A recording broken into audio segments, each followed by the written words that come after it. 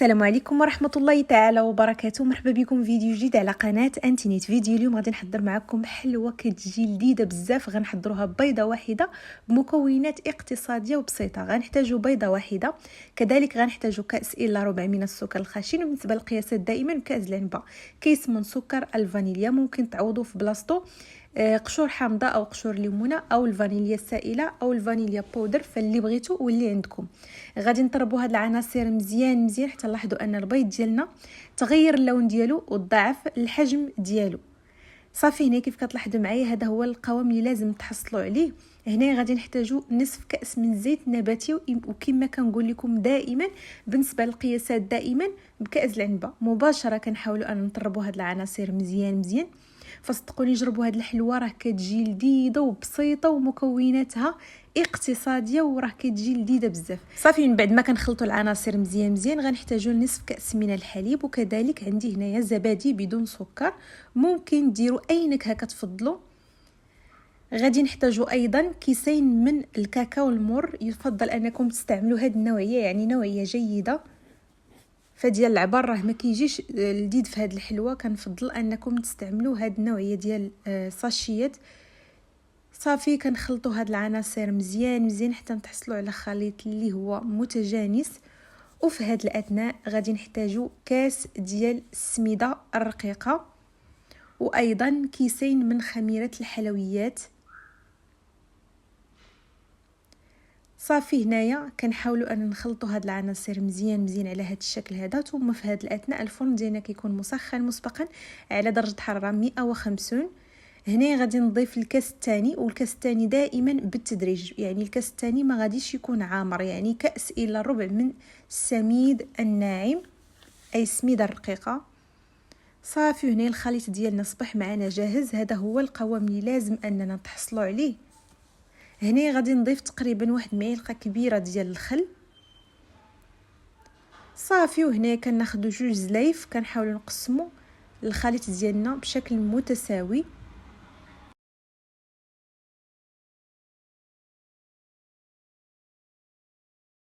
صافي من بعد ما كنقسموا الخليط ديالنا كناخذوا اي قالب عندكم في البيت، كندهنوه بالزيت النباتي ونرشوا ليه شويه ديال السميده رقيقه. وفي هذا الاثناء الفرن ديالنا كيكون مسخن مسبقا على درجه حراره 150. كندخلوا الحلوه ديالنا او البسبوسه ديالنا، كنشعلوا عليها من الاسفل ومن الاعلى ونخليوها طيب غير واحد ربع ساعه. المكانه راه كافيه. هنايا غادي نحاولوا نحضر معكم الكريمه. بالنسبه للكريمه عندي هنا نصف لتر من الحليب مع 3 المعالق كبار مملوئين جيدا من النشا، اي الكريم باتيسير، يعني المعالق خاصهم يكونوا مملوئين جيدا. والكريمه خاصها تجينا ثقيله، كنأكد على هذه النقطه. عندي هنايا معلقه كبيره ديال السكر، فانا ما كنبغيش في هذه الكريمه السكر بزاف، ممكن ديروا 2 أو 3 فاللي بغيتو. صافي غنضيفوا كيس من سكر الفانيليا. كنخلطوا هذه العناصر جيدا مع التحريك المستمر. كنوضعوا الكل فوق النار على نار اللي كتكون متوسطه حتى نتحصلوا على هذا القوام هذا.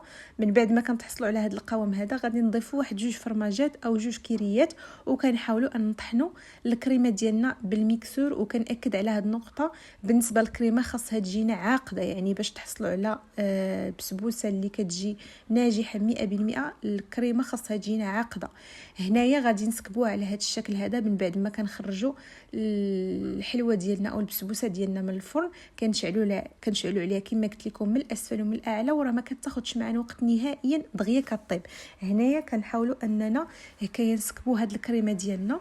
صافي وكنخليوها غير في سطح العمل، راه ما غاديش ندخلوها للفرن تتبرد. من بعد ما كتبرد لينا الكريمه ديالنا وكتماسك لينا، صافي هنايا كناخذوا داك الخليط ديالنا اللي حضرنا، كنحاولوا اننا نضيفوا ليه واحد 3 المعالق كبار ديال الحليب او 3 المعالق كبار ديال الماء.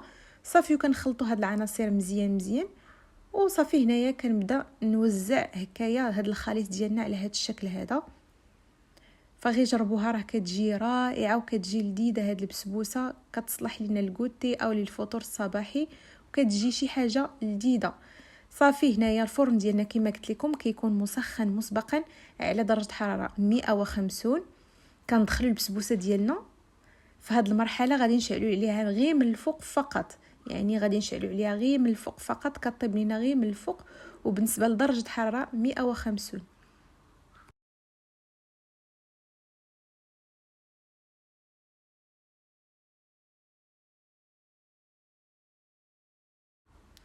صافي هنا ملي كطيب كنوجدوا الصوص. عندي هنايا شويه ديال الشوكولاط اللي بطبيعه الحال ذوبته تقريبا 1 دراهم، وعندي هنايا دانيت بنكهه الشوكولاته.